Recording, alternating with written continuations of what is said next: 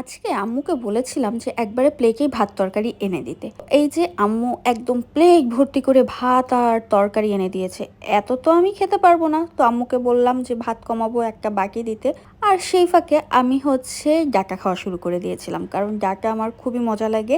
আর আজকে আম্মু রান্না করেছিল রুই মাছের মাথা দিয়ে ডাটা আলু দিয়ে, আর তার সাথে দিয়েছিল একটু নারকেল বাটা। উফ, তরকারিটা খেতে কি যে মজা হয়েছিল। প্রথমেই একটু আলু আর নারকেল বাটা খুব ভালো করে মেখে নিয়ে তার সাথে একটু মাছ খুলে নিয়ে খেতে কি যে অসাধারণ লাগছিল। আর সাথে নিচ্ছিলাম শুধু একটু ডাটাগুলো এত মজার ছিল, এত কচি কচি, একটু আসছিল না, মানে খুব অনায়াসে ভাতের সাথে মেখে খাওয়া যাচ্ছিল। সেজন্য আমি আবার করলাম কি, আর একটু শুধু ডাটা নিয়ে ভাতের সাথে খুব ভালো করে মেখে নিলাম। এই যে দেখেন, একটুও আঁশ নেই, এটা খেতে কি যে মজা লাগছিল। সাথে একটু মাছের মাথা থেকে একটু মাছের অংশ খুলে নিয়ে তার ভিতরে একটু লেবুর রস খুব ভালো করে চিপে নিয়ে খেতে অসাধারণ স্বাদ লাগছিল।